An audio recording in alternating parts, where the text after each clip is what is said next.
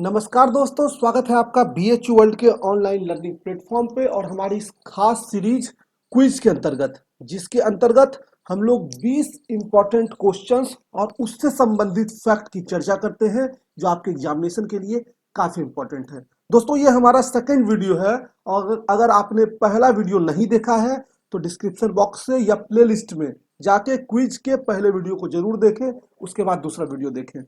देखिए, उससे संबंधित 3 क्वेश्चन। हमारे पढ़ाने का तरीका आप लोगों को पता है कि हम लोग पहले लेक्चर को रिवाइज जरूर करते हैं ताकि हम ये जान सकें कि कितने लोगों ने ईमानदारी से उस लेक्चर को कंप्लीट किया है। क्योंकि मान लीजिए हम कितने ही वीडियोस क्यों ना बना के दे दें, अगर आप उसको जमा करते जाएंगे तो आपके लिए एग्जामिनेशन में वो कोई फायदा नहीं पहुंचाने वाला है। जो टास्क आपको दिया जाता है वो उसी दिन कंप्लीट करें, तभी जाके आपके पास मेमोरी में एक अच्छे क्वेश्चंस का कलेक्शन होगा। क्वेश्चंस का कलेक्शन आपके मेमोरी में होना चाहिए, ना कि आपके बुक या कॉपी में। तो हम लोग 3 क्वेश्चन डिस्कस करेंगे और वो डायरेक्ट क्वेश्चन नहीं होंगे, उसके अंतर्गत हमने जो बताया है उससे संबंधित क्वेश्चन वो क्वेश्चन होंगे। लेकिन आज का पहला क्वेश्चन जो है वो डायरेक्ट है, क्योंकि क्वेश्चन नंबर 13 जो पिछले क्विज में था वो मैंने थोड़ा सा उसमें मिस कर गया था। क्वेश्चन जो था वो पूछा गया था क्लोजेस्ट टू द अर्थ, आपको प्लैनेट का नाम बताना था, लेकिन मैंने आंसर बताते वक्त जो है क्लोजेस्ट प्लैनेट टू द सन बता दिया था। तो आपको बताना है, उसके बाद मैंने कमेंट बॉक्स में हालांकि पिन कर दिया था उस चीज को। तो आपको बताना है आज कि which planet is the closest to the earth, यानी पृथ्वी से सबसे नजदीकी ग्रह जो है वो कौन है। फटाफट कमेंट बॉक्स में इसका आंसर बताइए। दूसरा प्रश्न है कि हिमालय माउंटेन, हिमालय पर्वत जो है, is an example of which mountain, किस प्रकार के पर्वत का उदाहरण जो है। जैसे मैंने आपको अनेक पर्वत के उदाहरण बताए थे, वलित पर्वत, बंसोत पर्वत, इस तरह के पर्वत आपको बताए थे, मोरदार पर्वत, तो इंग्लिश में भी बताया हुआ था फोल्ड पर्वत, रेसिडुअल माउंटेन। तो आपको बताना है कि हिमालय किस प्रकार का माउंटेन है। और तीसरा हमारा क्वेश्चन है आज का, स्टेट रीऑर्गेनाइजेशन एक्ट, यानी कि राज्य पुनर्गठन अधिनियम। ध्यान दीजिएगा, आयोग की बात नहीं कर रहे हैं, अधिनियम। राज्य पुनर्गठन आयोग की बात नहीं है, राज्य पुनर्गठन अधिनियम का गठन जो है, अधिनियम जो है वो कब पारित हुआ। ये 3 क्वेश्चन आपको कमेंट बॉक्स में बताने हैं। और आइए आज की वीडियो की शुरुआत करते हैं। इससे पहले आपको बता दें कि BHU इंटर्न संबंधित सारी जानकारी आपको BHU वर्ल्ड के यूट्यूब चैनल पर मिलती रहती है। तो अगर आप चैनल से नए हैं तो चैनल को जरूर सब्सक्राइब कर लें और बेल आइकन दबा दें ताकि आपको सारी जानकारी समय से मिल जाए। और अगर आप हमारे ऑनलाइन कोर्सेज से जुड़ना चाहते हैं तो डिस्क्रिप्शन बॉक्स को विजिट करके डिटेल में जानकारी ले सकते हैं। चलिए, आज का पहला क्वेश्चन हमारा जो है वो है बौद्ध धर्म से संबंधित। क्वेश्चन है कि तृतीय बौद्ध संगति का आयोजन कहां हुआ था। तो आपको बता दें कि तृतीय बौद्ध संगति का आयोजन जो है वो हुआ था पाटलिपुत्रा में। और ये आयोजन जो हुआ था ये हुआ था अशोक के शासनकाल में। अब आपको एक चीज मैं बता दूं कि यहां से 2-3 तरह के क्वेश्चन जो है वो पूछे जाते हैं। पहला ये कि आयोजन कहां हुआ, दूसरा ये कि आयोजन में अध्यक्ष कौन थे, तीसरा ये कि आयोजन किसके शासन काल में हुआ। तो कुल मिला के 4 बौद्ध संगतियां हुई थी और चारों के बारे में मैं आपको थोड़ा सा यहाँ पे एक्सप्लेन कर दे रहा हूं। पहला जो बौद्ध संगति हुआ था वो हुआ था राजगीर में। पहले मैं स्थान लिख दे रहा हूं, फिर उससे संबंधित फैक्ट लिख देता हूं। राजगीर में हुआ था और यह हुआ था 483 BC में, 483 ईसा पूर्व में। और इसके अध्यक्ष जो थे वो थे महाकश्यप। महाकश्यप आपको याद आ रहा होगा जिन लोगों ने पहले पढ़ा होगा। और यह हुआ था अजात शत्रु के शासनकाल में। अजात शत्रु, आपको बताना है कि अजात शत्रु का संबंध जो है वो किस राजवंश से है। ठीक। दूसरा जो हमारा है वो है वैशाली। दूसरा हुआ था वैशाली में, ठीक 100 साल बाद हुआ था। यानी 100 साल बाद कैसे कब होगा, 583 नहीं बल्कि 383। ये कंसेप्ट आपको आ रहा होगा। 383 BC में हुआ था और इसके जो अध्यक्ष थे वो थे सावक मीर। सावक मीर, कहीं कहीं सार्वकौमी भी मिलता है, याद रखिएगा। और इस समय शासक जो थे वो थे कालाशोक। कालाशोक। अब आप बताइएगा कि कालाशोक किस राजवंश से संबंधित थे। तीसरा जो बौद्ध संगति हुआ था वो हुआ था पाटलिपुत्रा में, मैंने आपको बताया ही। और इस समय अध्यक्ष जो थे वो थे मोगली पुत्र तिशन।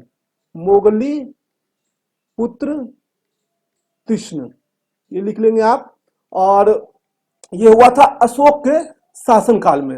अशोक किस राजवंश से संबंधित है, ये आपको कमेंट बॉक्स में बताना है। और जो चौथा बौद्ध संगति हुआ था, 3 हो गया इधर, जो चौथा बौद्ध संगति हुआ था वह हुआ था प्रथम शताब्दी में, फर्स्ट बीसी में, ठीक ना, कश्मीर में, कश्मीर में, बीसी में नहीं, प्रथम शताब्दी ईस्वी में, प्रथम शताब्दी ईस्वी में, ठीक। और इस समय जो अध्यक्ष थे वह थे वसुमित्र, वसुमित्र, और ये हुआ था कनिष्क के शासनकाल में। अब कनिष्क का संबंध किस राजवंश से है ये आपको बताना है। तो आप अगर इस तरह से क्वेश्चंस को तैयार करेंगे तो आप पाएंगे कि काफी जो है आपका एक लंबा चौड़ा पोर्शन हर वीडियो में वो कंप्लीट होता जाएगा। चलिए हम लोग दूसरे क्वेश्चन की ओर बढ़ते हैं। बौद्ध काउंसिल की बात किया, थर्ड बौद्ध काउंसिल इस क्वेश्चन के हिसाब से जो है वो हुआ है पाटलिपुत्रा में। तो सही आंसर हमारा क्या है, बी जो है हमारा सही आंसर है। चलिए अब बढ़ते हैं दूसरे क्वेश्चन की ओर। हमारा दूसरा क्वेश्चन कहता है कि सिंधु सभ्यता का पत्तन नगर, बंदरगाह जो है वो कौन सा है। तो which was the port city, ये जो है सिटी होगा, थोड़ा सा इसको सही करेंगे, पोर्ट सिटी। तो which was the port city, Sindhu सभ्यता का बंदरगाह कौन था। पोर्ट सिटी क्या होता है, ऐसा शहर जहां से कि व्यापार, ट्रेड का काम जो है वो होता हो। तो एक चीज में ध्यान दीजिएगा हमेशा कि जब भी क्वेश्चन ये पूछा गया कि कोई शहर इसमें से क्या है, तो कोई जरूरी नहीं है कि जो आपके ऑप्शंस में है केवल वही होते हैं, ऑप्शंस के इतर भी होते हैं जो आपने पढ़ा है और आपको ऑप्शन में नहीं दिख रहा है। तो क्वेश्चंस को आप ऑप्शन के हिसाब से बनाने का प्रयास करिए। ऑब्जेक्टिव क्वेश्चन का कंसेप्ट ही यही कहता है कि क्वेश्चंस हमेशा आपको ऑब्जेक्ट के हिसाब से, यानी ऑब्जेक्टिव ऑप्शंस जो आपको दिए हुए हैं उसके हिसाब से देखना है। ऐसा नहीं कि आपने जो पढ़ा और वो ऑप्शन में नहीं है तो वो क्वेश्चन नहीं बनेगा। हमेशा क्वेश्चन में पहले ऑप्शंस को देखिए और उसमें जो सबसे बेस्ट ऑप्शन होता है वो छांटना होता है। तो इस क्वेश्चन के हिसाब से जो है लोथल, लोथल हमारा क्या था, पोर्ट सिटी था। इसके अतिरिक्त भी कई पोर्ट सिटी थे, ध्यान रखिएगा, लेकिन लोथल जो था वो सबसे मेच्योर्ड इसमें पोर्ट सिटी हमारा है, इसलिए इसका जो आंसर होगा वो लोथल होगा। पिछले वीडियो में मैंने आपको बताया भी था कि लोथल जो है यह गुजरात में है और भोगवा नदी के किनारे है। कहाँ है, भोगवा नदी के किनारे। 1955 में RS राव यानी रंगनाथ राव, ठीक ना, इन्होंने इसकी जो है खोज की और ये अहमदाबाद में, गुजरात के अहमदाबाद में है। ये इतनी चीजें जो है इससे इंपॉर्टेंट हो गई। चलिए अब हम लोग बढ़ते हैं तीसरे क्वेश्चन की ओर। हमारा तीसरा क्वेश्चन कहता है स्वतंत्र भारत का प्रथम भारतीय गवर्नर जनरल कौन था। अब ये क्वेश्चन जो है ये one of the most confusing question है हर एग्जामिनेशन का, और BHU एग्जामिनेशन का भी ये बहुत ज्यादा कंफ्यूजिंग क्वेश्चन है। देखिए क्वेश्चन पहले समझिए क्या कह रहा है। कह रहा है कि भारत, स्वतंत्र भारत का, इंडिपेंडेंट इंडिया का प्रथम भारतीय गवर्नर जनरल कौन है। सिंपल आप इसमें लगा दीजिएगा सी राजगोपालाचारी, कोई भी बच्चा बच्चा लगा देगा सी राजगोपालाचारी, इसका सही उत्तर होगा। लेकिन मैं ये क्वेश्चन क्यों इतना हल्का लेकर आया हूं, अब देखिए मैं इससे आपको संबंधित फैक्ट समझाता हूं जो आपको एग्जामिनेशन में कंफ्यूज कर देगा। अब कभी कभी क्या होता है, क्वेश्चन आपको दे देता है स्वतंत्र भारत का प्रथम गवर्नर जनरल कौन था। तो स्वतंत्र भारत का जब प्रथम गवर्नर जनरल की बात करेंगे तो याद रखिएगा वो हमारा होता है लॉर्ड माउंटबेटन, लॉर्ड माउंटबेटन। अभी आपको मैं समझाता हूं कैसे कैसे सब होगा। माउंटबेटन, ठीक, इसको लिख लेंगे। First governor general of independent India, first Indian governor general of independent India, तो वो होते हैं और एकमात्र वो होते हैं सी राज गोपालाचारी। लेकिन अगर ये मान लीजिए आपको यहां दे दे, ये हटा दे स्वतंत्र को और क्वेश्चन में दे दे कि भारत का प्रथम governor general, first Indian governor general जो है वो कौन होगा, तो फर्स्ट इंडियन गवर्नर जनरल आप बताइए कौन होगा। ये आपको मैं क्वेश्चन छोड़े हुए जा रहा हूं क्योंकि ये क्वेश्चन काफी आपको कंफ्यूज करेगा। मैंने स्वतंत्र हटा दिया है, इस बात को ध्यान दीजिएगा। मैं एक चीज आपको बता दूं कि जब आजाद हुआ देश 1947 में, तो उसके पहले वायसराय का पद था, तो वायसराय के पद को आजादी के साथ ही समाप्त कर दिया गया। तो भारत का अंतिम वायसराय भी जो था वो लॉर्ड माउंटबेटन थे, क्योंकि वो उस समय वायसराय के पद पे आसीन थे। लेकिन जैसे ही वायसराय का पद समाप्त हुआ, हमारी जो कैबिनेट थी उन्होंने उन्हीं को गवर्नर जनरल के रूप में जो है मनोनीत किया, लॉर्ड माउंटबेटन को, और उन्होंने ही गवर्नर जनरल के रूप में जो है वो कार्य किया। और एक बात आपको बता दें, 1857 के रिवॉल्ट में उसके पहले जो है भारत में गवर्नर जनरल हुआ करता था। लेकिन 1857 के रिवॉल्ट के बाद क्या हुआ, 1858 का एक्ट आया और उस एक्ट के अंतर्गत जो है वायसराय पद को सृजित किया गया। वायसराय कौन होते थे, वायसराय ब्रिटेन की रानी जो होते थे उसके रिप्रेजेंटेटिव होते थे, प्रतिनिधि होते थे। क्योंकि 1947 के बाद भारत आजाद हो गया तो इसीलिए माउंटबेटन वायसराय के रूप में आगे कार्य नहीं कर सके, क्योंकि अब वो जब ब्रिटेन से आजाद हो गए हम तो क्यों उसके प्रतिनिधि हमारे यहाँ रहेंगे, तो इसलिए पद को भी बदल दिया गया और वही वायसराय जो है भारत के गवर्नर जनरल भी बन गए। इस बात को आप समझ लीजिएगा, ठीक। और एक सामान्य तौर पे क्वेश्चन ये आता है कि भारत का अंतिम गवर्नर जनरल कौन है। तो अगर ये क्वेश्चन आया तो आप इसमें ऑप्शन के हिसाब से जाइएगा, क्योंकि देखिए अंतिम गवर्नर जनरल अगर भारत की हम देखें तो वो सी राजगोपालाचारी है। लेकिन अगर ब्रिटिश इंडिया उसमें लग जाएगा, ब्रिटिश इंडिया, तो ब्रिटिश इंडिया में जो है वो लॉर्ड कैनिंग हो जाता है, लॉर्ड कैनिंग, लॉर्ड कैनिंग हो जाता है। और यही हमारा फर्स्ट वायसराय भी था, फर्स्ट वायसराय भी हमारे लॉर्ड कैनिंग ही थे। तो ये कुछ इंपॉर्टेंट फैक्ट जो है वो हो गया आपका क्वेश्चन नंबर 3 से संबंधित। चलिए अब हम लोग क्वेश्चन नंबर 4 की ओर बढ़ते हैं। हमारा क्वेश्चन नंबर 4 कहता है कि कौन सा मंदिर गुप्त काल में ईंटों से बना हुआ है। देखिए वृक्ष से जो बना हुआ मंदिर था वो हमारा था भीतरी गांव का मंदिर। ये कहाँ है, ये कानपुर उत्तर प्रदेश में है, कानपुर उत्तर प्रदेश के पास है ये मंदिर, ठीक। और दशावतार मंदिर, ये भी इंपॉर्टेंट क्वेश्चन है, इसमें ऑप्शन में दिया हुआ है। ये भी जो है आपका गुप्तकालीन मंदिर है और ये विष्णु का मंदिर है। कई बार पूछा जाता है कि दशावतार मंदिर का संबंध जो है वो किस भगवान के मंदिर से है, तो वो है विष्णु के मंदिर से। तो आप इंपॉर्टेंट मंदिर को भी जरूर देखिएगा, क्योंकि यहाँ से भी क्वेश्चन पूछने की संभावनाएं बहुत ज्यादा रहती है। इसके बाद बढ़ते हैं हम लोग 5वें नंबर क्वेश्चन की ओर। 5वां नंबर हमारा क्वेश्चन है, कहता ब्लैक होल त्रासदी वो कब हुई थी, ये कहां हुई थी। इसमें क्वेश्चन में कुछ नहीं है, ऑप्शन में हमारे सिटी के नाम है। तो देखिए ब्लैक होल त्रासदी क्या घटना थी, 1756 में जो है, जिस समय बंगाल के नवाब जो थे वो सिराजुद्दौला थे, ठीक ना। तो उस समय फोर्ट वगैरह बनाने का काम चल रहा था, अंग्रेज उस समय जो है किला बनाने लगे विलियम फोर्ट के नाम से कलकत्ता के पास, जो कि क्वेश्चन पूछा भी जाता है कि कलकत्ता में कौन सा किला अंग्रेजों का, तो विलियम फोर्ट काफी फेमस है। तो जब उस किले का निर्माण शुरू हुआ तो उन्होंने वहां के नवाब से, जो सिराजुद्दौला थे, उनसे परमिशन नहीं लिया था। इससे वहां के नवाब जो है वो नाराज हो गए। और चूंकि उस समय अंग्रेज उतने प्रभुत्वशाली नहीं थे, अभी उनका पांव जमने शुरू हो रहे थे, तो उन्होंने 146 ऑलमोस्ट 146 नवाब ने 146 अंग्रेजों को पकड़ लिया कि तुम किसके परमिशन से जो यहाँ पे किला का निर्माण कर रहे हो, और उसको एक छोटे कमरे में बंद कर दिया।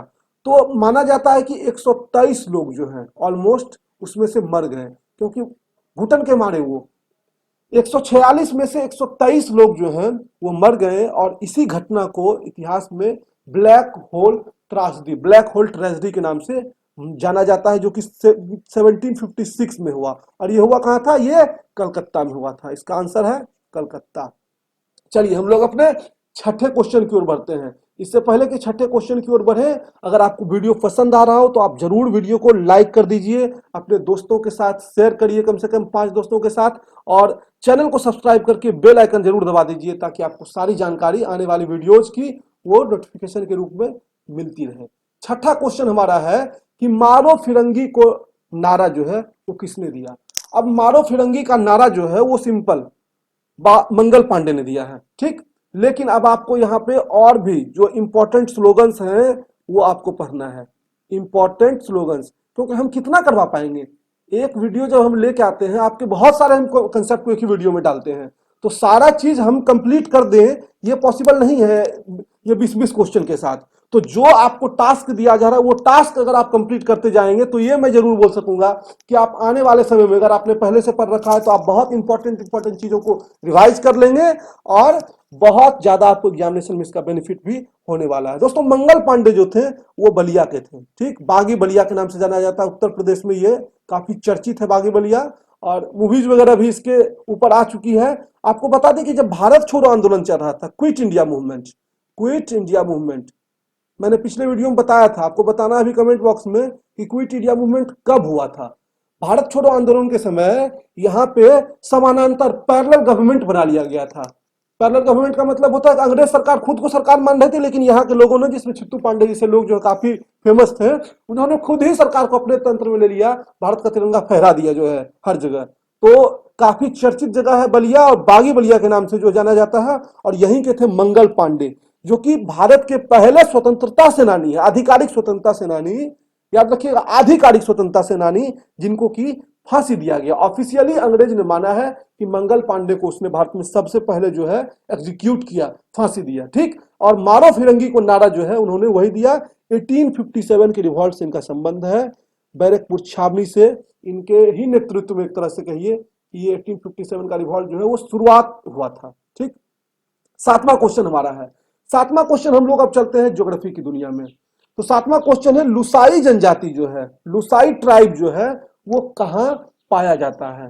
तो लुसाई जो है वो मिजोरम की जनजाति है। लुसाई का जो है वो मिजोरम की जनजाति है। अब कई जगह आप पढ़ेंगे तो आपको मणिपुर भी मिलेगा, लेकिन मूल रूप से जो है इनका संबंध मिजोरम से है। अब आपको यहाँ पे और जनजाति जो है वो कंप्लीट करना है कि किन किन राज्यों में कौन कौन सी जनजाति पाई जाती है, क्योंकि इंपॉर्टेंट है। जैसे कि गुजरात में जो है वो भील और बंजारा पाया जाता है, मध्य प्रदेश में भी भील बंजारा पाया जाता है, लेकिन वहां का फेमस जो है वो गोंड है, ठीक।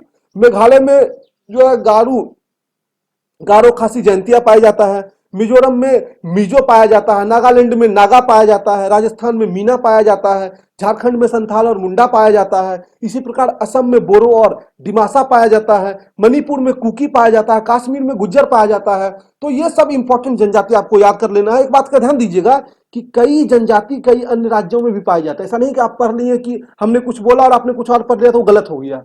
कई जनजातियां अलग अलग राज्यों में भी पाए जाते हैं, लेकिन आपको फाइंड क्या करना है कि कौन सा इंपॉर्टेंट है, उसमें जो मोस्ट इंपॉर्टेंट है वही एग्जामिनेशन में पूछा जाता है। और खास करके एग्जामिनेशन में आपसे झारखंड से संबंधित वही संथाल मुंडा ये सब पूछा जाता है, बोरो डिमासा ये सब में पाया जाता है। तो आप इन सारे क्वेश्चंस को जरूर देख लीजिएगा, जनजातियों से संबंधित ये जनजाति का टॉपिक जो है आपके लिए इंपॉर्टेंट है ज्योग्राफी में। और जिन लोगों ने क्वेश्चन देखा होगा उन्होंने देखा होगा उससे क्वेश्चन पूछे गए हैं पहले भी। आठवां क्वेश्चन हमारा जो है वह है कि सबसे लंबी तटीय रेखा, लॉन्गेस्ट कोस्टल लाइन, वो जो है भारत का किस राज्य का है। तो लॉन्गेस्ट कोस्टल लाइन जो है वो है गुजरात का। आपको कमेंट में बताना है कि स्मॉलेस्ट कोस्टल लाइन किसका है, स्मॉलेस्ट कोस्टल लाइन किसका है। अब मैं आपको एक बात बता दूं कि कुल 9 स्टेट्स हैं, कुल 9 स्टेट्स हैं जो कि भारत में कोस्टल लाइन रखते हैं, भारत में तटीय सीमा जिनके पास है, और 4 यूनियन टेरिटरी हैं, 4 यूनियन टेरिटरी हैं। कभी कभी ये भी क्वेश्चन पूछा जाता है कि कितने स्टेट्स जो है भारत में कोस्टल लाइन है और कितने यूनियन टेरिटरीज के पास है। तो अगर दोनों मिला के पूछा तो 13, और दोनों अलग अलग करके पूछा तो 9 स्टेट और 4 यूनियन टेरिटरी। इसके बाद हम बढ़ते हैं 9वें नंबर क्वेश्चन की ओर, जो कि वो भी हमारे ज्योग्राफी से ही संबंधित है। 9वां क्वेश्चन है कि भारत की सबसे चौड़ी नदी कौन सा है। देख रहे हैं आप क्वेश्चन का पैटर्न सीधा चेंज हो जाता है। पहले हमने जो है कोस्टल लाइन लिया, उसके पहले जो हमने जनजाति लिया, तीसरे में सीधे रिवर सिस्टम के ऊपर आ गए, यानी एक एक टॉपिक आपका जो है वो इसमें कवर करने का प्रयास किया जाता है। तो जो नदी जो सबसे चौड़ी नदी जो है वो ब्रह्मपुत्र है। और आपको बता दें कि ब्रह्मपुत्र को बांग्लादेश में जमुना के नाम से जाना जाता है। ये क्वेश्चन भी आता है कि बांग्लादेश में ब्रह्मपुत्र नदी जो है विच, या फिर क्वेश्चन ऐसे दे देगा which of the following river is known as Jamuna in Bangladesh, तो वो हमारा हो जाएगा ब्रह्मपुत्र। और ये वाइडेस्ट रिवर है, भारत की सबसे चौड़ी नदी है। इसका उद्गम स्थल जो है वो मानसरोवर के पास, एंग्री ग्लेशियर, ठीक ना, मानसरोवर के पास जो है एंग्री ग्लेशियर है। इसको आप अच्छे से नोट डाउन कर लेंगे, और ये तिब्बत में पड़ता है। अब रिवर का जो ओरिजिनेट पॉइंट होता है, रिवर का जो ओरिजिनेट पॉइंट होता है, इसको आप जरा देख लीजिएगा क्योंकि आपके लिए बहुत इंपॉर्टेंट है। एक और क्वेश्चन यहां से जो पूछा जाता है बार बार कि गंगा को बांग्लादेश में क्या कहते हैं, तो गंगा को बांग्लादेश में पद्मा कहते हैं, ठीक। पद्मा के नाम से गंगा बांग्लादेश में जानी जाती है। तो ये रिवर से संबंधित क्वेश्चन। चलिए क्वेश्चन नंबर 10 की ओर बढ़ते हैं। 10वां क्वेश्चन जो हमारा है वह है सुंदरी पेड़ों की एक प्रसिद्ध प्रजाति है, वो कहां पाई जाती है। सुंदरी is a famous species of tree which is found in, ये किस वन में पाई जाती है, तो ये पाई जाती है मैंग्रोव फॉरेस्ट में। इसको सुंदरवन भी कहा जाता है, सुंदरवन फॉरेस्ट भी कहा जाता है, और सुंदरवन डेल्टा का भी नाम है। सुंदरवन डेल्टा जो है ये वर्ल्ड की लार्जेस्ट डेल्टा है, सुंदरवन डेल्टा। सुंदरवन डेल्टा जो है ये वर्ल्ड लार्जेस्ट डेल्टा है, जो कि गंगा और ब्रह्मपुत्रा के मेल से बनता है, ब्रह्मपुत्रा के मेल से बनता है। आपको बता दें कि इसी डेल्टा के पास ये वन विकसित हुआ है, जिसमें सबसे फेमस ट्री जो है सुंदरी है, और उसी के नाम पे इसको सुंदरवन भी कहा जाता है। और ये यहाँ पे एक सुंदरवन नेशनल पार्क भी है, सुंदरवन बंगाल में, सुंदरवन नेशनल पार्क। ये हमारा जो है रॉयल टाइगर और क्रोकोडाइल के लिए फेमस है। ये क्वेश्चन भी आपसे रॉयल टाइगर और क्रोकोडाइल के लिए फेमस है, इस चीज को भी आप ध्यान में रखिएगा। तो ये हमारा हो गया सुंदरवन से संबंधित क्वेश्चन, और रॉयल टाइगर और क्रोकोडाइल वाला क्वेश्चन काफी इंपॉर्टेंट है, ये पूछा जाता है एग्जामिनेशन में। 11वें नंबर क्वेश्चन की ओर बढ़ते हैं। दोस्तों, अगर आप हमारे कोर्स को ज्वाइन करना चाहते हैं, ऑनलाइन कोर्सेज जो कि अभी भी एडमिशन ऑन है, तो आप डिस्क्रिप्शन बॉक्स को विजिट करके उसके रिलेटेड जानकारी ले सकते हैं। क्वेश्चन नंबर 11 कहता है कि राज्यपाल को, पॉलिटिकल साइंस की दुनिया में हम चलते हैं, राज्यपाल को पद और गोपनीयता की शपथ किसके द्वारा दिलाई जाती है? अब देखिए, ये ओथ वाला जो पोर्शन है ये भी काफी आपसे इंपॉर्टेंट है, ओथ और रेजिग्नेशन, ये पोर्शन भी काफी इंपॉर्टेंट है, इसलिए मैंने ये क्वेश्चन आपके लिए लेकर आया है। तो राज्यपाल के अगर हम बात करें, राज्यपाल को पद और गोपनीयता की शपथ, तो ये तो क्वेश्चन हम आपको पूरा डिटेल में करके पढ़ा देते हैं, पूरे ऑफिस बाय ऑफिस समझा देते हैं कि किस ऑफिस को, यानी कि किस व्यक्ति को कौन शपथ दिलवाता है, और वो कौन जो है वो कहाँ जो है वो रिजाइन करता है। तो इसको ओथ जो है राज्यपाल की, पहले अगर हम बात करें तो राज्यपाल को उच्च न्यायालय के मुख्य न्यायाधीश यानी chief justice of high court, इस चीज को ध्यान दीजिएगा, हाई कोर्ट और सुप्रीम कोर्ट दोनों ऑप्शन में मिलेगा। तो राज्यपाल को जो है वो chief justice of high court वो दिलवाते हैं, जबकि राष्ट्रपति को चीफ जस्टिस ऑफ इंडिया यानी सुप्रीम कोर्ट के चीफ जस्टिस वो दिलवाते हैं। अब हम आपको थोड़ा डिटेल में ही इसको पढ़ा दें, आइए। इसका मैं पहले लिख देता हूं ऑफिस, ठीक, ऑफिस यानी कि ये किस पद से संबंधित है, फिर ओथ, और ये फिर रिजाइन कहाँ देते हैं। तो अगर हम प्रेसिडेंट की बात करें, मैं पूरा नहीं लिखूंगा, मैं सिर्फ बोल रहा हूं, आप इसको पूरा लिखेंगे। प्रेसिडेंट को ओथ जो है वो CJI of India, CJI of India दिलवाते हैं, और ये अपना रेजिग्नेशन ध्यान दीजिएगा वाइस प्रेसिडेंट को देते हैं, वाइस प्रेसिडेंट को देते हैं। दूसरा हमारा इंपॉर्टेंट जो ऑफिस है वो है प्रधानमंत्री। पीएम को जो है ओथ प्रेसिडेंट दिलवाते हैं, ये आप लोगों तो बहुत देखे ही होंगे, टीवी में याद होगा पूरा, प्रेसिडेंट दिलवाते हैं, और ये अपना रेजिग्नेशन भी जो है वो प्रेसिडेंट को ही सौंपते हैं, प्रेसिडेंट को ही सौंपते हैं। तीसरा हमारा इंपॉर्टेंट जो है वो है ऑफिस सीएम। सीएम को जो ओथ है वो गवर्नर दिलवाते हैं, और ये रेजिग्नेशन भी जाके अपना गवर्नर को ही सौंपते हैं, ठीक। चौथा हमारा जो इंपॉर्टेंट पोस्ट है वो है गवर्नर। गवर्नर के बारे में मैंने अभी आपको बता दिया, फिर भी अलग से भी बता दे रहा हूं। गवर्नर को दिलाते हैं CJI of, chief justice of high court, CJ of high court, HIGH court, CJI नहीं होगा वो, चीफ जस्टिस ऑफ, सीजे सीधा, chief justice of high court जो है वो उनको दिलवाते हैं। अलग अलग राज्य में अलग अलग हाई कोर्ट होता है, ठीक, तो वहां के उनको जो चीफ जस्टिस है वो दिलवाते हैं, और ये अपना लेकिन रेजिग्नेशन जो है वो प्रेसिडेंट को सौंपते हैं। ध्यान रखिएगा, गवर्नर जो है वो प्रेसिडेंट का प्रतिनिधि है, जरूर इनको ओथ जो है वहां के मुख्य न्यायाधीश, उस राज्य में संबंधित जो है मुख्य न्यायाधीश जो है वो दिलवाते हैं, लेकिन ये अपना रेजिग्नेशन जो है वो प्रेसिडेंट को सौंपते हैं। उसके बाद अगर हम CJ chief justice of high court की बात करें, जो हाई कोर्ट के न्यायाधीश हैं, हाई कोर्ट के सीजे जो है चीफ जस्टिस हैं, तो उनको गवर्नर दिलवाते हैं ओथ, लेकिन ये भी अपना रेजिग्नेशन जो है प्रेसिडेंट को सौंपते हैं। देखिए, गवर्नर को ओथ कौन दिलवाया? Chief justice of high court, और chief justice of high court को ओथ कौन दिलवाया?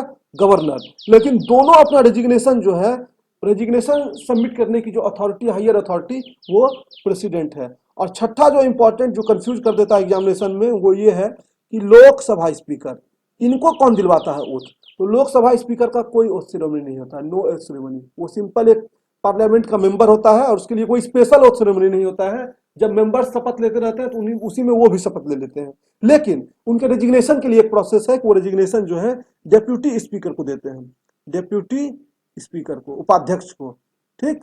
तो ये कुछ इंपॉर्टेंट जो था क्वेश्चन, जहां के आप कंफ्यूज हो जाएंगे।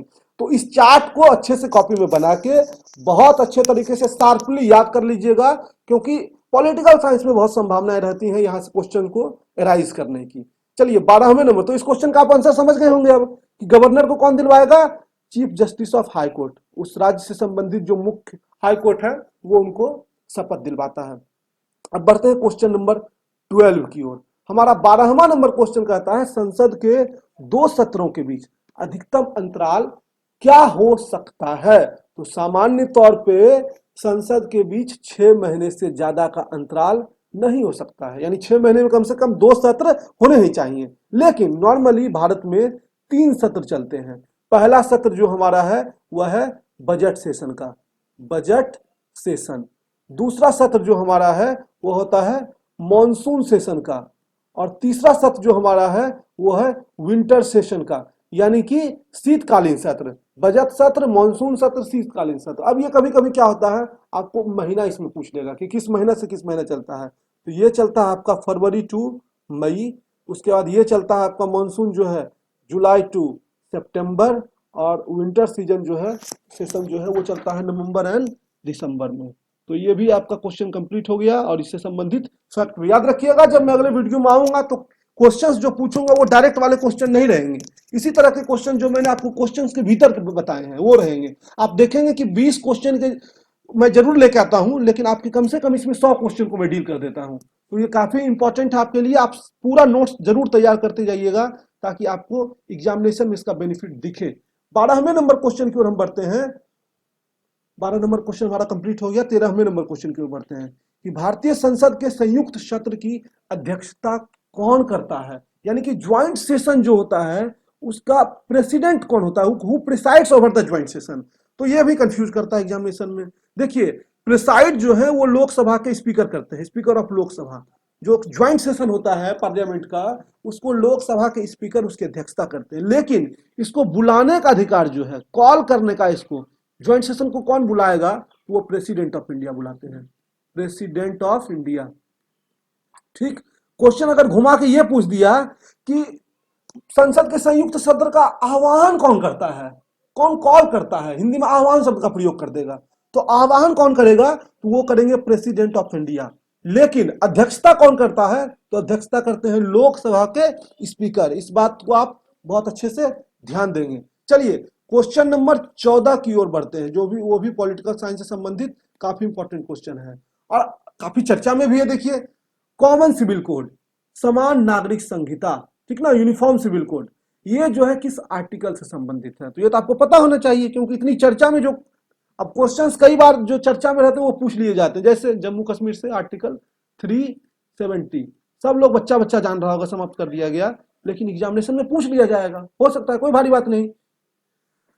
तो जो यूनिफॉर्म सिविल कोड है वो भी काफी चर्चा में भी है। तो ये जो है आपको बता दें कि भारत में डीपीएसपी का हिस्सा है, directive principle of state policy का, और ये आर्टिकल 44, अब तक आप लोग ये समझ गए होंगे, आर्टिकल 44 से संबंधित है, जिसके अंतर्गत ये कहा गया है कि इंडियन टेरिटरी में एक यूनिफॉर्म सिविल कोड जो है वो सभी लोगों के लिए होना चाहिए। लेकिन अभी तक इसके ऊपर कोई भी कार्य विशेष रूप से हुआ नहीं है। लेकिन ये काफी जो है, ये ऐसा टॉपिक है जो कि सब दिन चर्चा में रहा है, आर्टिकल 370 की तरह ही।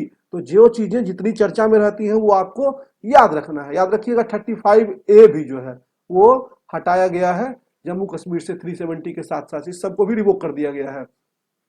तो क्वेश्चंस इजी इजी जब एग्जामिनेशन में पूछ लेता है, आपके एक्सपेक्टेशन के बिलो, आप बहुत हाई तैयारी करके जाएंगे, क्वेश्चन पूछ लेगा इजी, तो वहां आप कंफ्यूज कर जाएंगे, क्योंकि वहां 370, 371, 372, 373 इस तरह से ऑप्शन दे देगा। अब आप हल्का भी कंफ्यूज हुए, इधर उधर थोड़ा भी माइंड हुआ, तो 372 कहीं टिक कर दिए, -4, और एक -4 200, 300, 1000 रैंक तक आपको नीचे पीछे कर देगा। तो इस चीज का बहुत ध्यान देंगे कि एग्जामिनेशन में क्वेश्चन, मैं हर वीडियो में बोलता हूं कि एग्जामिनेशन में क्वेश्चन आपको पढ़ने में समय देना है, बहुत टाइम आपको मिलता है एग्जामिनेशन में, ऐसा नहीं कि जल्दी जल्दी भाग जाना है क्वेश्चन पढ़ के। अच्छा, मैं एक चीज और बता दूं, ऐड कर दूं यहाँ पे कि कुछ इंपॉर्टेंट आर्टिकल्स आप जरूर देख लीजिएगा जो कि आपके एग्जामिनेशन के लिए इंपॉर्टेंट है। वैसे आर्टिकल्स कौन कौन से हैं? जैसे आर्टिकल 21, आर्टिकल 40, 21,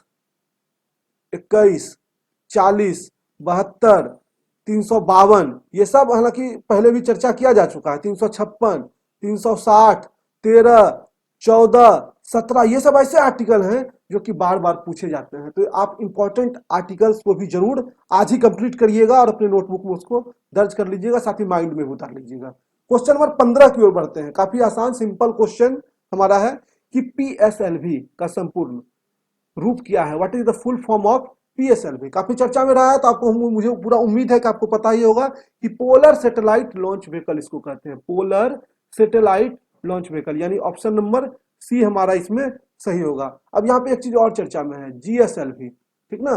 ये पीएसएलवी और जीएसएलवी दोनों क्या काम करता है, नाम से एकदम स्पष्ट देखिए, पोलर सैटेलाइट लॉन्च व्हीकल क्या करेगा, सैटेलाइट को लॉन्च करेगा।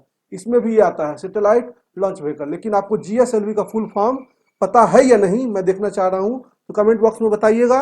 और मुझे उम्मीद है कि कम से कम 90% लोग तो नहीं बताएंगे जीएसएलवी का फुल फॉर्म। क्यों? क्योंकि लोग सिंसियर नहीं होते हैं इन चीजों के प्रति, बस नाम जो सुन रहे हैं उसी को सुनते जाते हैं, उसी को बोलते जाते हैं। एक स्टूडेंट के तौर पे ये आपकी जिम्मेदारी है कि जो चीजें जितनी चर्चा में है उसके बारे में आप डीप एनालिसिस करें, तभी आपका करंट अफेयर जैसा पोर्शन जो है वो कंप्लीट हो पाता है। अब बढ़ते हैं नेक्स्ट क्वेश्चन की ओर। सब क्वेश्चन हम ही नहीं बता देंगे। हाँ देखिए, आप मेगा टेस्ट के लिए अगर रजिस्टर नहीं किए हैं तो रजिस्टर कर लीजिए। इसी तरह के क्वेश्चंस की पूरी सीरीज जो आपके लिए है, जो आपके एग्जामिनेशन के ही दिन, जिस डेट में पहले एग्जामिनेशन होने वाली थी, एज फॉर एग्जांपल आज बीएससी एजी का एग्जामिनेशन हो गया सुबह 9 से 11, इसमें 11:30 गलती से लिख दिया गया था, सुबह 9 से 11 के बीच में आज एग्जाम हो चुका है बीएससी एजी का। अब कल जो है वो बीएससी मैथ और बीएससी बायो का होना है टाइम से। तो बीएससी मैथ और बीएससी बायो का सुबह बीएससी मैथ का होगा और शाम में होगा बीएससी बायो का सेकंड शिफ्ट में बीएचयू वर्ल्ड की वेबसाइट पे। और बीए कॉमन का जो है वो 21 को होने वाला है। तो मैं बोलूंगा अगर आप बीए की भी तैयारी कर रहे हैं या एलएलबी या बीएलएलबी की भी तैयारी कर रहे हैं तो जरूर बीए वाला एग्जाम दे दीजिए, क्योंकि आपको वहां जीके मिलने वाला है, रीजनिंग मिलने वाला है, लैंग्वेज पोर्शन भी आपको मिलने वाला है। तो आप एक अच्छा प्रयास आपका होगा उसमें भी, और आप इसके लिए रजिस्ट्रेशन कर सकते हैं डिस्क्रिप्शन बॉक्स को फॉलो करके। बिना रजिस्ट्रेशन आप एग्जाम नहीं दे पाएंगे और उतने ही टाइम के बीच एग्जाम दे पाएंगे। यानी बीए वाला एग्जाम 21 मई को 3 से 5 के बीच में होने वाला है। चलिए क्वेश्चन नंबर 16 की ओर बढ़ते हैं। क्वेश्चन नंबर 16 हमारा कहता है which is the most evident available element in the universe. यानी कि ब्रह्मांड में सबसे प्रचुर मात्रा में उपलब्ध कौन सा तत्व है। याद रखिएगा, क्वेश्चन कह रहा ब्रह्मांड और क्वेश्चन अर्थ करके भी पूछता है, तो हम आपको बता रहे हैं ब्रह्मांड करके, यूनिवर्स करके। तो ब्रह्मांड में सबसे ज्यादा जो यूनिवर्स में वो हमारा है हाइड्रोजन। हाइड्रोजन पीरियोडिक टेबल में किसको याद नहीं होगा, पीरियोडिक टेबल की शुरुआत इसी से होती है और कई लोगों को बस यही याद भी होता है। दूसरा हेलियम, ठीक, और तीसरा जो है वह है ऑक्सीजन। तो ये टॉप 3 एलिमेंट है जो कि यूनिवर्स में सबसे अधिक मात्रा में पाए जाते हैं। अब अर्थ वाला आपको पता करके लिख लेना है अपने नोटबुक में। चलिए क्वेश्चन नंबर 17 की ओर हम बढ़ते हैं। क्वेश्चन नंबर 17 जो है वो हमारा है उत्प्लावन बल, यानी वायुवंशी फोर्स। ये आपने पढ़ा होगा और आप अपने दैनिक जीवन में इसका आभास भी करते होंगे। जो लोग गांव में रहते होंगे खास करके वो लोग तो जरूर करते होंगे, देखते होंगे कि जब कुआं में, चलिए पहले क्वेश्चन पढ़ लें, उत्प्लावन बल निर्भर करता है, the buoyancy force depend on. तो कुएं में जब हम बाल्टी डालते हैं तो एक अपोजिट तरफ से प्रेशर लगता है जो कि उसको बाहर फेंकने का प्रयास करता है। तो ये जो, या कुएं में नहीं, कहीं भी किसी भी चीज में जब हम किसी भी पानी में किसी चीज को डालते हैं तो उसके तरफ से एक अपोजिट प्रेशर जो है वो क्रिएट होता है अपवर्ड डायरेक्शन में, उसी को कहते हैं फोर्स ऑफ बायंसी। ये आर्किमिडीज का सिद्धांत है। आर्किमिडीज कौन थे, इटली के एक महान वैज्ञानिक थे, और इन्हीं के सिद्धांत के कारण दोस्तों आज बड़ी बड़ी जहाजें जो है वो समुद्र में दौड़ रही हैं। तैराकों को, स्विमर्स को जो है वो काफी फायदा, जो तैरते हैं लोग उसमें ये आर्किमिडीज का थ्योरी बहुत काम करता है। और जो उस चीज को जो जो स्विमर होते हैं, जो एडवांस स्विमर होते हैं, वो इन चीजों का अध्ययन करते हैं कि क्या करना है, कैसे करना है, कितना जो है उसका वॉल्यूम होता है, वाटर का डेंसिटी क्या है, ये सब चीज पे वो ध्यान देते हैं। तो आप ये तो सिंपली कोई भी बता देगा कि उत्प्लावन बल जो है, फोर्स ऑफ बायंसी, किस चीज पे डिपेंड करेगा। अब वस्तु का आकार निश्चित क्यों नहीं डिपेंड करेगा, आकार अगर बड़ा रहेगा छोटा रहेगा तो उस पर तो उसी हिसाब से प्रेशर लगेगा ना। मान लीजिए एक, अगर हम छोटा सा पेन डाल दें पानी में तो फोर्स ऑफ बायंसी उस पर उतना लगाया जाएगा। अगर उसमें एक बड़ा जैसा पत्थर डाल दे तो फोर्स ऑफ बायंसी वाटर का उस हिसाब से होगा। उसके बाद आयतन के आधार पे, बिल्कुल वॉल्यूम के आधार पे क्यों नहीं होगा। और तीसरा है द्रव्य के आधार, डेंसिटी के आधार पे। तो डेंसिटी तो निश्चित मायने करता है, समुद्र में पानी की डेंसिटी। अब देखते होंगे कि जो स्विमर होते हैं उनको समुद्र में अगर वो तैरते हैं तो उनके लिए तैरना आसान है, क्यों? क्योंकि वहाँ डेंसिटी ऑफ फ्लूइड ज्यादा है। डेंसिटी ऑफ फ्लूइड ज्यादा होगा तो फोर्स ऑफ बायंसी जो है वहाँ पे वो भी ज्यादा होगा। और एक पॉन्ड में तैरना जो है समुद्र की तुलना में वो थोड़ा मुश्किल है, क्योंकि वहाँ डेंसिटी ऑफ वाटर जो है वो उससे कम है। तो ये फोर्स ऑफ बायंसी जो है इसका आंसर हो जाएगा सीधा उपरोक्त सभी, ऑल ऑफ द अबव। तो बायंसी फोर्स आपने पढ़ा होगा, मुझे उम्मीद है। आर्किमिडीज की थ्योरी है, काफी इंपॉर्टेंट थ्योरी है। और एक चीज आप अनुभव किए होंगे, जो भी लोग कुएं में अपनी बाल्टी डालते होंगे तो देखते होंगे कि जब तक पानी के अंदर है तो आपको हल्का लगता है। क्यों हल्का लगता है? क्योंकि अपवर्ड डायरेक्शन में जो है वहां पे बायोंसी फोर्स वो वर्क कर रही है। लेकिन जैसे ही बाल्टी को बाहर ले आते हैं पानी के, वो वजन उसका भारी हो जाता है। क्यों? क्योंकि वो फोर्स लगना बंद हो जाता है जो उसको ऊपर की ओर धक्का दे रहा होता है।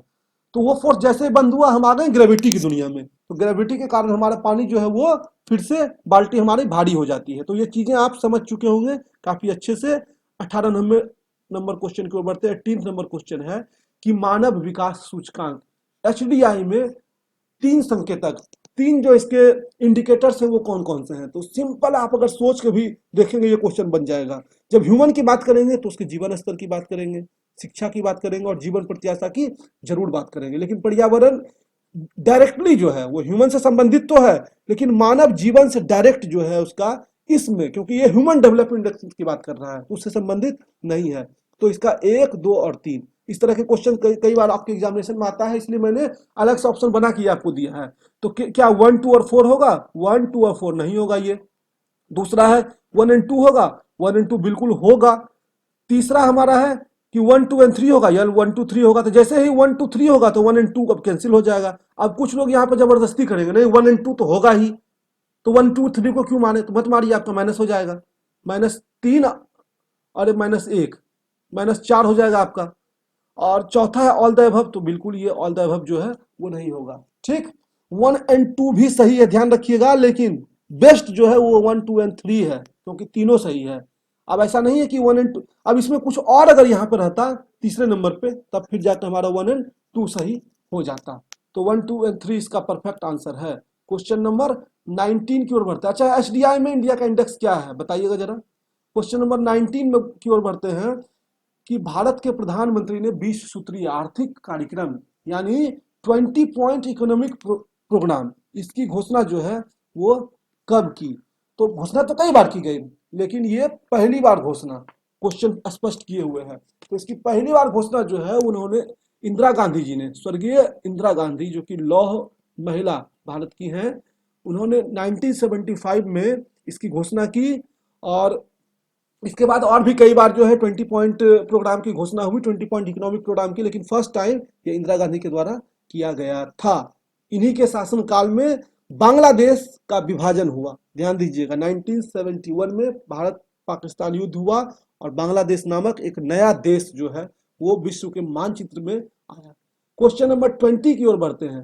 क्वेश्चन नंबर 20 कहता है कि निम्नलिखित में से कौन सा प्रत्यक्ष कर का उदाहरण है? टैक्सेशन से संबंधित क्वेश्चन। 2 तरह के टैक्स होते हैं, डायरेक्ट टैक्स और इनडायरेक्ट टैक्स। नाम से ही बिल्कुल स्पष्ट है, नाम से ही समझ भी जाएंगे कि वैसा टैक्स जो कि डायरेक्टली आपसे लिया जाता है वो डायरेक्ट कहलाता है, और वैसा टैक्स जो किसी पर टाला जा सकता है वो कहलाता है इनडायरेक्ट टैक्स। देना दोनों जनता को ही है। ठीक, तो इसमें से कौन सा जो है वो डायरेक्ट टैक्स है?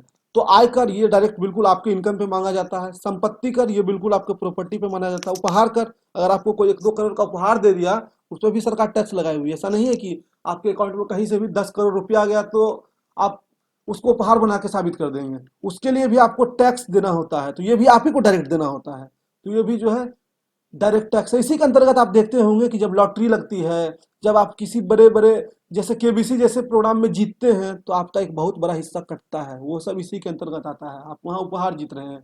और चौथा हमारा है विक्रय टैक्स, सेल्स टैक्स। तो सेल्स टैक्स आप डायरेक्टली नहीं देते हैं, वस्तु खरीदते हैं तो उसके अंतर्गत ही वो आप देते हैं। तो ये जो है इनडायरेक्ट टैक्स का उदाहरण है। ठीक, तो विच of the following is not an example of direct tax? Direct tax का उदाहरण कौन नहीं है? तो उत्तर हो जाएगा इसका विक्रय कर, विक्रय टैक्स। तो 20 क्वेश्चन फिर कंप्लीट हुआ। आप मुझे अगर फॉलो करना चाहते हैं ट्विटर पे तो @सूरज BHU वर्ल्ड फॉलो कर सकते हैं, और फेसबुक पे hello.suraj@ 121। ये मेरा ट्विटर और फेसबुक अकाउंट है। दोस्तों, आपको हमारा ये वीडियो कैसा लगा कमेंट बॉक्स में बताइएगा।